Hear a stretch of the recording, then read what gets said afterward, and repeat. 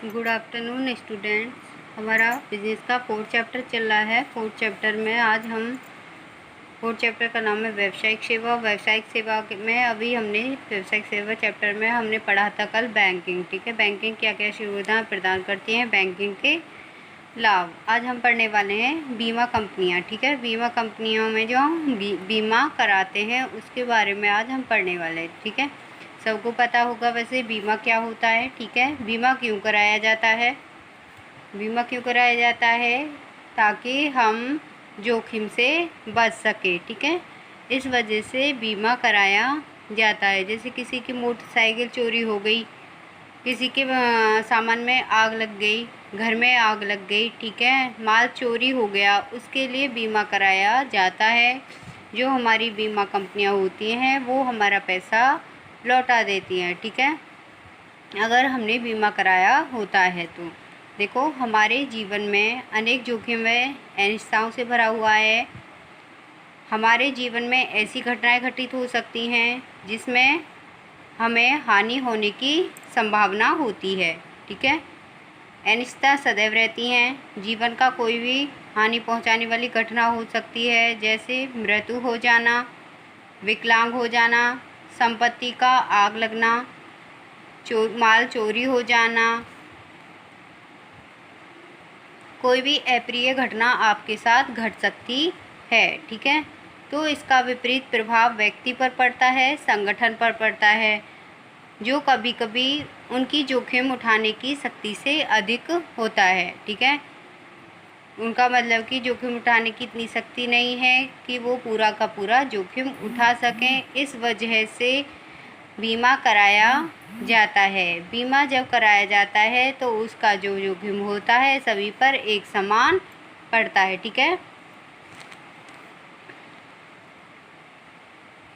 इन सभी अनिश्चितताओं को कम करने के लिए बीमा की आवश्यकता पड़ती है। ठीक है, कारखानों, मानव या भारी उपकरणों तथा अन्य परिसंपत्तियों का बीमा इसलिए कराया जाता है ताकि हम जोखिमों से बच सकें। कोई भी कारखाना है या कोई मानव है, उसका हेल्थ इंश्योरेंस, मृत्यु हो गई तो LIC, ठीक है, एक्सीडेंट इंश्योरेंस, ये सब चीज़ें मानव के लिए कराई जाती हैं। भारी उपकरणों के लिए बीमा कराया जाता है, तो इन जोखिमों से बचा जा सकता है।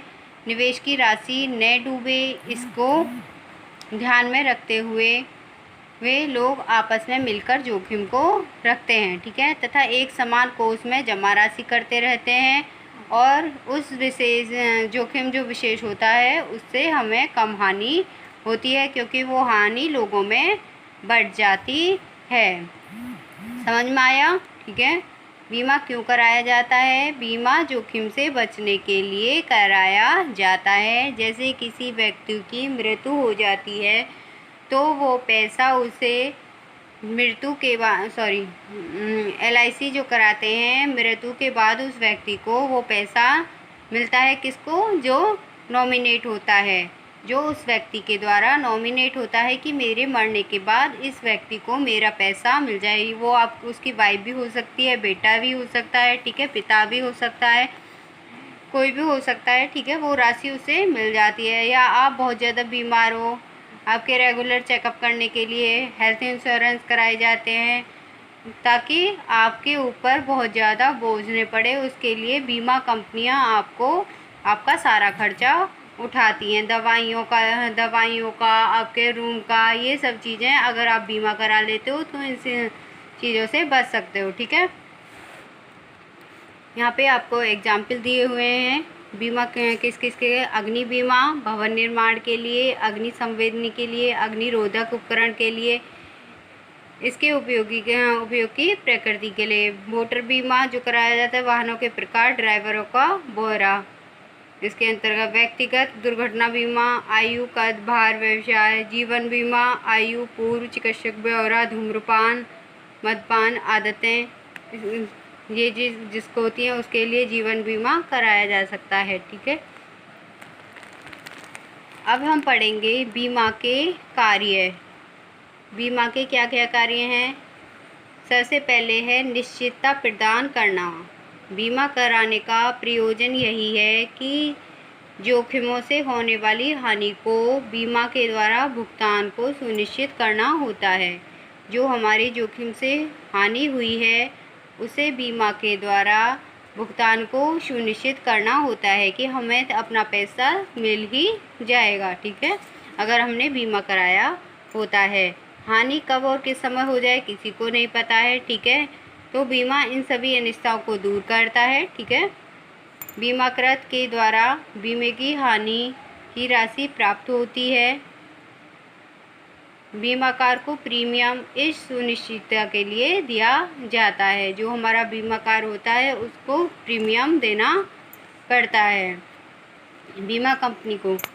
सेकंड है आपका सुरक्षा। एक बीमा का कार्य एक तो हो गया निश्चितता प्रदान करना, निश्चितता प्रदान करता है। बीमा सुरक्षा भी प्रदान करता है। बीमा का एक प्रयोजन यह भी है कि वह हानि के संभावित अवसरों से सुरक्षा प्रदान की जा सकती है। किसी घटना के जोखिम को रोकना बीमे द्वारा संभव नहीं है। ऐसा नहीं है बीमा करा लिया है तो जोखिम रुक जाएगा, लेकिन बीमा क्या करता है, आपको सुरक्षा प्रदान करता है, उस हानि की भरपाई करने की सुरक्षा प्रदान करता है। जोखिमों को बांटना। बीमा का कार्य जोखिमों को भी बांटना है। जोखिम होने वाली घटना होने पर या इससे होने वाली हानि को वो सभी में आपस में बांट लेते हैं, ठीक है, क्योंकि बहुत सारे लोग बीमा कराए रखते हैं तो सभी से प्रीमियम प्राप्त होता है। उस प्रीमियम की राशि से ही ये जोखिम को वहन कर लेते हैं। उन्हीं सदस्यों से प्रीमियम के रूप में हिस्सा प्राप्त होता है जिनका बीमा कराया गया हो, ठीक है। प्रीमियम का हिस्सा किससे प्राप्त कराया जाता है, जो लोग बीमा कराते हैं या जो व्यक्ति बीमाकृत होते हैं। बीमाकृत का मतलब होता है जिन्होंने अपना बीमा कराया हुआ है। पूंजी निर्माण में सहायक होता है बीमा, क्योंकि जो बीमा कराते हैं बीमाकृत लोग होते हैं वो प्रीमियम की राशि अपनी जमा करते हैं जिसे एक कोष में सुरक्षित रखा जाता है, ठीक है। उस सुरक्षित कोष के द्वारा वे अपने विनियोग कार्यों में जो हमारी बीमा कंपनी होती है उस पैसे को लगा सकती हैं और उससे आय भी प्राप्त कर सकती हैं। समझ में आया कैसे? जो हमारे बीमाकृत लोग होते हैं वो प्रीमियम की राशि भरते हैं। ऐसा तो नहीं है कि बीमा कंपनी आपको अपनी तरफ से पैसा दे रही है, आपको किस्तें जमा करनी होती है ना, कि आप 6 साल तक बीमा 6 साल अगर आपकी कोई पॉलिसी है तो उसमें कोई 6 साल कोई 5 साल के इस प्रकार से किस्तें जमा कराते हैं, ठीक है। फिर उसके बाद में आपको उस पॉलिसी की सुविधा प्रदान कराते हैं। तो उसी प्रकार से जो पॉलिसी होती है उसमें जो हमें प्रीमियम की राशि भरनी होती है उस एकत्रित राशि से ही जो हमारी बीमा कंपनियां होती हैं वो विनियोग करके उस पैसे से आय प्राप्त कर सकती हैं। तो ये थे आपके बीमा और बीमा के कार्य। कल हम पढ़ेंगे बीमा के सिद्धांत और बीमा के प्रकार। बीमा कितने प्रकार का होता है।